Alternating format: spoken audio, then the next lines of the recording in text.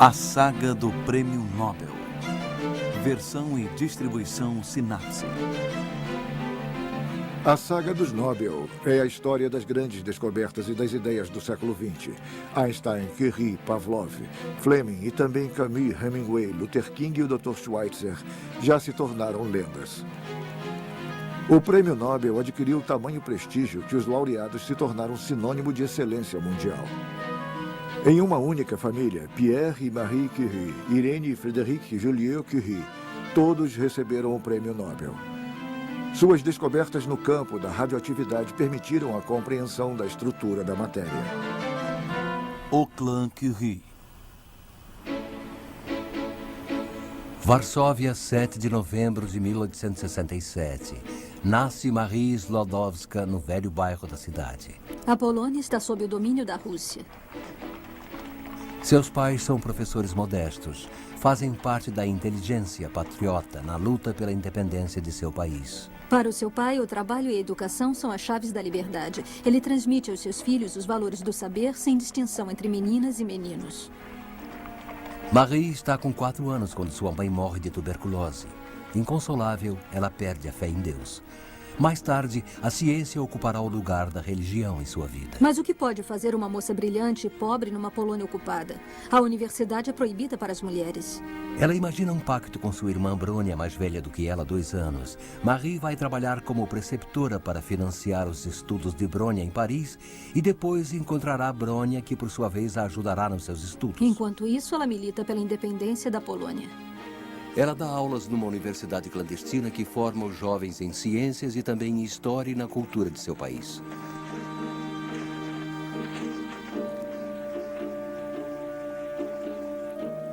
Quando Brônia termina seus estudos de medicina na França, Marie está com 24 anos. Ela pode finalmente ir ao encontro da irmã em Paris e realizar seu mais acalentado sonho: estudar física e matemática na Sorbonne. Este templo do conhecimento era destinado aos homens naquela época. E é lá que ela encontra Pierre Curie? Sim, mas 3 anos depois. Pierre é um físico de 35 anos que já fez importantes descobertas no campo dos cristais e do magnetismo. Havia entre sua concepção das coisas e a minha, apesar da diferença dos nossos países de origem, um parentesco surpreendente que poderia ser atribuído talvez a uma certa analogia na atmosfera moral da família na qual cada um de nós havia crescido. O pai de Pierre, Eugène Curie, é médico, antigo comunista, republicano convicto e jardineiro nas horas vagas. Para evitar que a escola tolha a criatividade de seus filhos, ele confia sua educação a professores particulares. Bacharel aos 16 anos, Pierre adquire seus conhecimentos em física graças a um esforço pessoal e se forma com louvor. Ele pensa até em ficar solteiro para se dedicar de corpo e alma à física. Mas depois do seu encontro com Marie, ele muda de ideia. Ele encontra nela a companheira ideal com quem irá dividir sua paixão.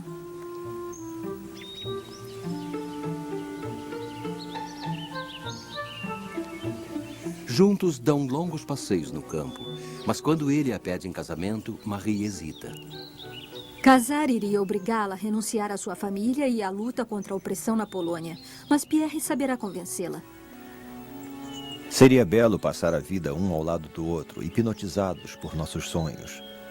O seu sonho patriótico, o nosso sonho humanitário e o nosso sonho científico. Eles se casam em 1895. Levam uma vida simples, com o salário de professor de Pierre. Marie continua se preparando, visando um cargo de professora. Eles recebem como presente de casamento 2 bicicletas e dedicam suas férias a passeios bucólicos. Nós vivíamos muito unidos, nossos interesses eram comuns em todas as áreas. Experiências teóricas, trabalhos de laboratório, preparação de cursos ou exames. Na época em que iniciam suas pesquisas em comum, o telégrafo, o telefone, o fonógrafo, a lâmpada, o microfone, o dínamo e o avião já existiam. Setembro de 1897. Nasce sua primeira filha, Irene. Logo que se restabeleceu do parto, Marie procura um tema para sua tese de doutorado. Nossa atenção estava voltada para um fenômeno curioso descoberto em 1896 por Henri Becquerel. Becquerel envolve uma placa fotográfica num papel preto opaco, coloca em cima uma moeda e uma laminazinha de sal de urânio. Ele expõe tudo ao sol durante um dia inteiro. Após a revelação, constata que a sombra da moeda ficou desenhada sobre a placa. Uma radiação penetrou no papel preto. Alguns dias depois, coloca de novo uma moeda entre o papel negro e o sal de urânio e coloca tudo numa gaveta. Quando desembrulha a placa, constata que o urânio marcou a placa através do papel negro, mesmo sem exposição ao sol.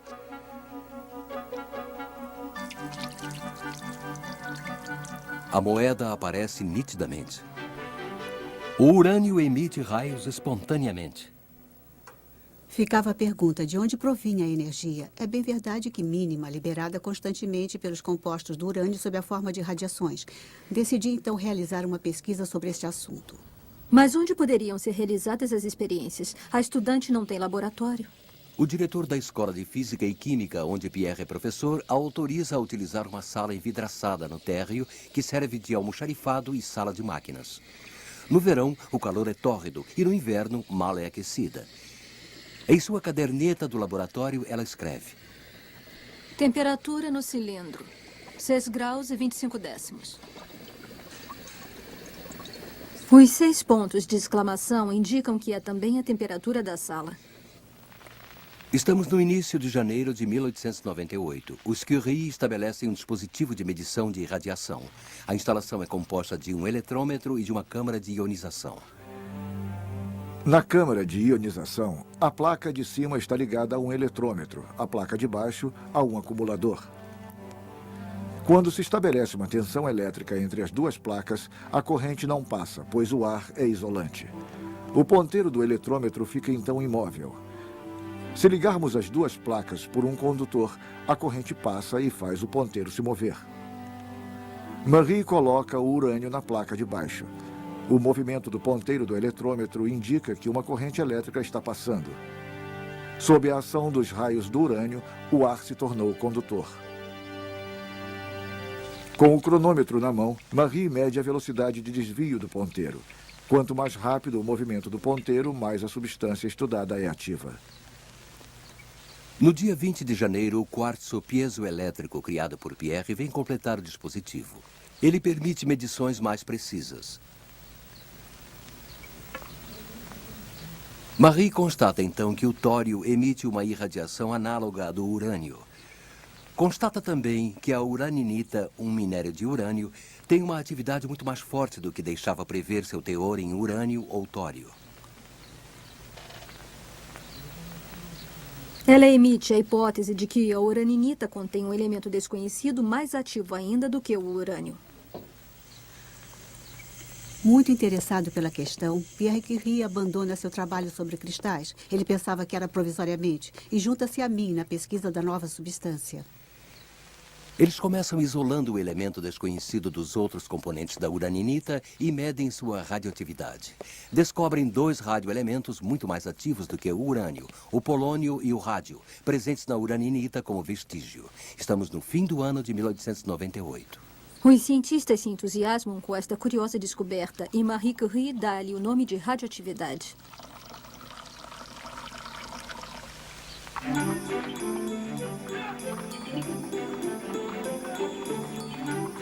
Mas ela ainda precisa conseguir extrair rádio puro para convencer os químicos de que se trata realmente de um novo elemento. A Escola de Física Química empresta um hangar para trabalhar os resíduos de uraninita que as minas da Boêmia concordavam em vender barato.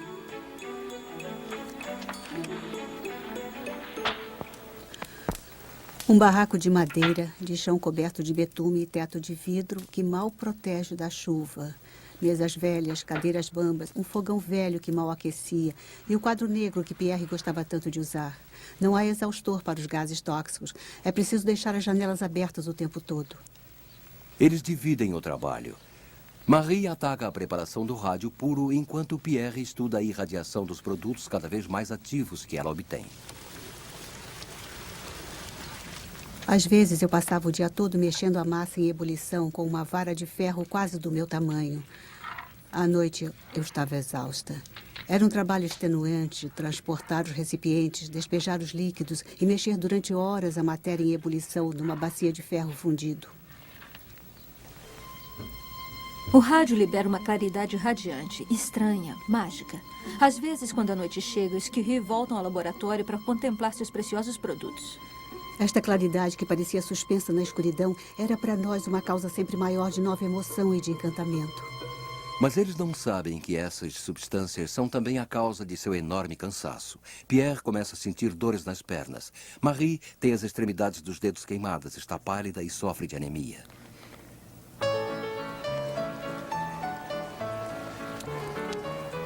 No ano de 1900, a Exposição Universal celebra em Paris a arte e a tecnologia e atrai quase 50 milhões de pessoas na capital. A eletricidade, esse fluido invisível, é a rainha da exposição. Mas para os cientistas que participam do Congresso Internacional, a honra cabe à radioatividade. Pela primeira vez, os Curie expõem o fruto de suas descobertas para os mais ilustres cientistas do mundo. Marie formula então a hipótese de que esses raios misteriosos são provenientes do interior do átomo. Uma hipótese revolucionária. O átomo passa então a ser considerado como o primeiro componente indivisível da matéria. Ernest Rutherford, um cientista de origem neozelandesa, é que, juntamente com Frédéric Soddy, evidenciará a natureza da radioatividade e confirmará a hipótese de Marie em 1902. Eles descobrem que os átomos radioativos se transmutam espontaneamente ao fim de um certo tempo em uma série de átomos diferentes, liberando energia. O urânio se torna tório, o tório se torna rádio, o rádio, radônio, o radônio, polônio e o polônio, chumbo, que é estável. É o sonho alquimista dos séculos anteriores. Poder-se-ia até transformar chumbo em ouro, mas o custo seria muito alto. A observação dos efeitos da radiação vai permitir a Rutherford imaginar a estrutura do átomo. Em 1911, ele irá descobrir que o átomo tem um núcleo ao redor do qual gravitam os elétrons. Como os planetas em torno do Sol. Ele vai formular a hipótese, verificada em seguida, de que a radioatividade se produz bem no centro do átomo, no próprio núcleo. Com Curie e Rutherford, nasce um novo campo de pesquisa, a física nuclear. Na Europa e na América, a rivalidade é intensa neste início de século. Sem um laboratório de verdade e com poucos meios, serão necessários 4 anos até que Marie obtenha rádio puro e possa definir seu peso atômico. No dia 28 de março de 1902, ela escreve na caderneta: Ra é igual a 225,3. A radioatividade do rádio é 1,5 milhão de vezes maior do que a do urânio. Pierre testa os efeitos fisiológicos aplicando a radiação em seu braço. A pele fica queimada, mas se regenera. Ele alerta os médicos do Hospital Saint-Louis que testam os efeitos do rádio em células cancerosas. Elas são destruídas. Quando a epiderme volta a se formar, ela está sadia. É o início de uma terapêutica, a Curie-terapia. Industriais querem explorar o rádio, mas os Curie se recusam a patentear a descoberta, pois consideram que as descobertas fundamentais pertencem a todos. Uma atitude que muitos de seus amigos qualificaram como irrealista, quando se sabe que o grama de rádio iria custar de 6 a 7 milhões de francos em 1920. Quando lhe é proposta a Légion d'honneur, Pierre Curie recusa esta alta distinção. Queira, por favor, agradecer ao senhor ministro e informá-lo de que não sinto necessidade alguma de ser condecorado, mas que tenho enorme necessidade de um laboratório. Em 1903, Pierre e Marie Curie recebem o Prêmio Nobel juntamente com Henri Becquerel pela descoberta da radioatividade e das radiações. Pierre teve que insistir junto à comissão de seleção para que Marie pudesse dividir o prêmio com ele. Nenhuma mulher até então havia recebido essa distinção. Os Curie se tornam um casal emblemático, mundialmente reconhecido. No mesmo ano, Marie defende sua tese de doutorado na Sorbonne. Uma instituição eminentemente masculina. Não se pode esquecer que, na época, Octave Mirbeau escrevia: A mulher não é um cérebro, ela é um sexo, o que é muito mais bonito. Ela obtém o título de doutor em ciências físicas com as felicitações do júri. Pierre, por sua vez, é eleito para a Academia de Ciências. Ele se torna professor na Sorbonne em 1904. Nesse mesmo ano, nasce sua segunda filha, chamada Eva. Ao contrário de sua irmã Irene, ela não se apaixonará pelas ciências. Será pianista e escritora. Nessa época, a radioatividade começa a minar a energia vital do Curie. Alguns de seus colaboradores já sofrem de leucemia. Mas Pierre e Marie ainda hesitam em admitir os perigos do rádio. Em maio de 1906, Pierre Curie escorrega na calçada molhada e morre sob as rodas de um carro pesado puxado por cavalos. Marie está com 38 anos e o choque é brutal. Quantas vezes você mesmo me disse que se não me tivesse mais, seria um corpo sem alma. E eu, onde encontrarei uma alma se a minha partiu com você? Marie usa um vestido de algodão preto. Ela abandona durante um tempo sua roupa de trabalho.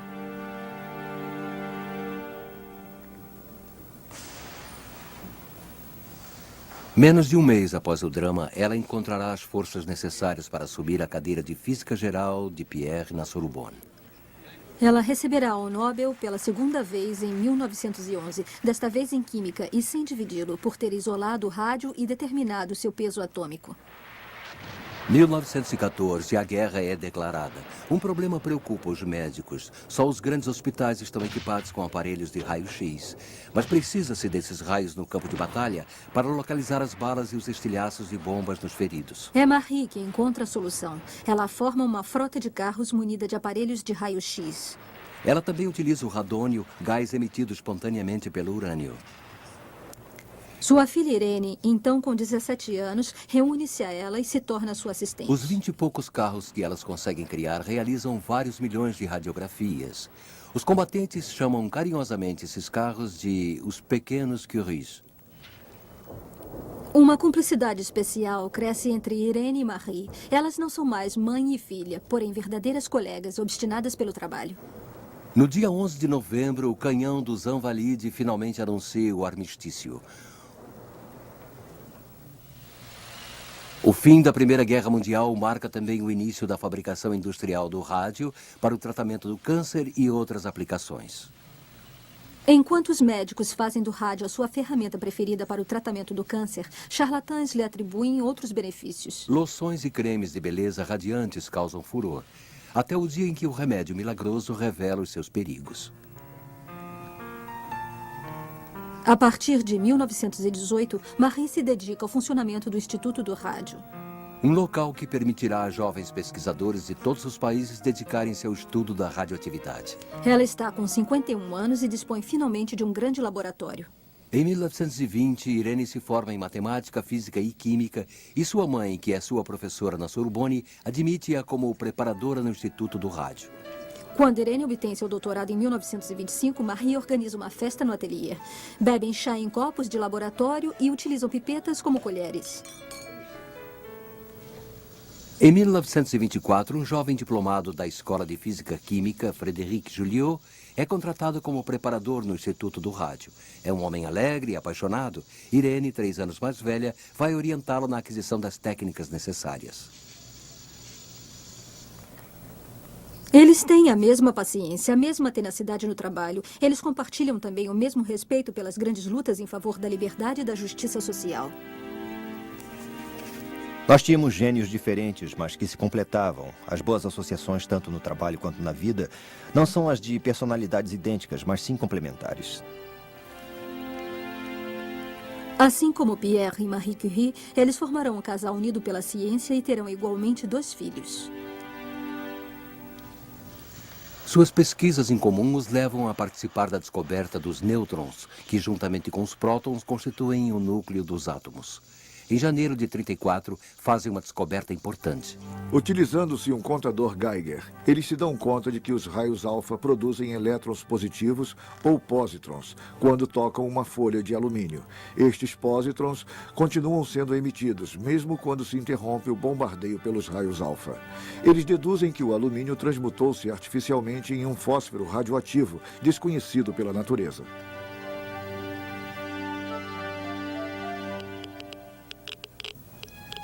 Quando recebe a notícia, Marie corre para o laboratório. Segura o radioelemento artificial com seus dedos queimados em frente ao contador Geiger.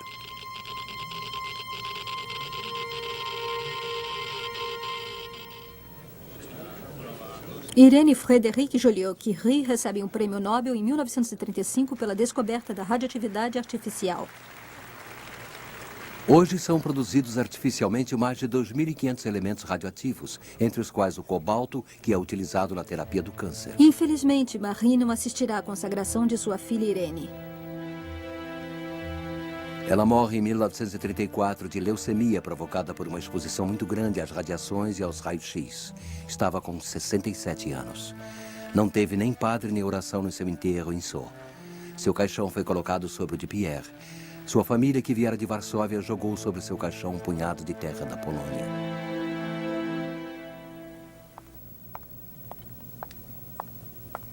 Em 1936, Irene aceita o cargo de vice-secretária de Estado para a pesquisa científica do governo Léon Blum por 3 meses. Ela afirma que as mulheres podem entrar na política e adquirir o direito de votar. Em 1937, ela se torna professora na Faculdade de Ciências de Frédéric, no Collège de France. Em seu novo laboratório de química nuclear, ele constrói o primeiro acelerador de partículas da Europa. Irene começa a ter problemas de saúde. Mas as experiências continuam. Ela se pergunta por que, quando ela bombardeia o urânio com nêutrons, ela encontra lantânio e bário. Em dezembro de 1938, cientistas alemães e austríacos dão a resposta. Vários nêutrons liberados pela fissão podem provocar outras fissões que vão liberar outros nêutrons e assim sucessivamente. Estas reações em cadeia produzem grandes quantidades de energia.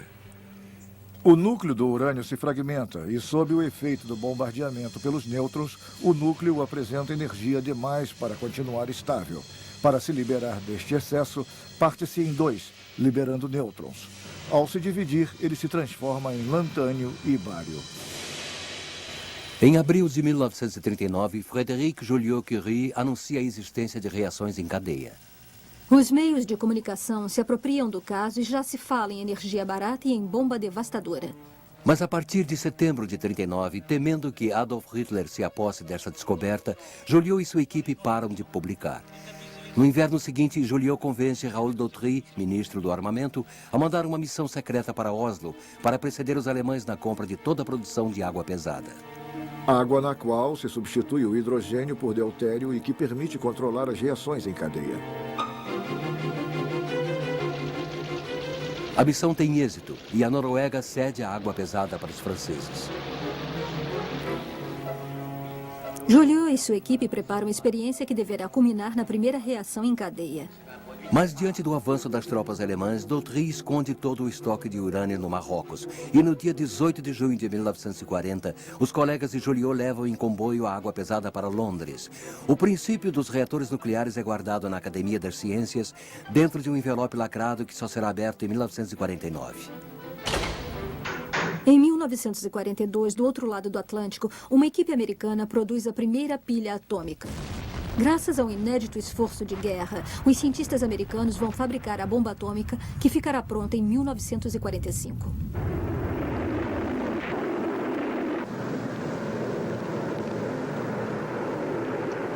Joliot, que ficara na França, se une à resistência. Como reação à execução de alguns de seus amigos, ele entra no Partido Comunista. Na liberação, ele é condecorado com a Légion d'Honneur e com a Cruz de Guerra. Depois, torna-se diretor do Centro Nacional de Pesquisa Científica. Já é membro da Academia das Ciências desde 1943. Enfim, ele é nomeado Alto Comissário da Energia Atômica.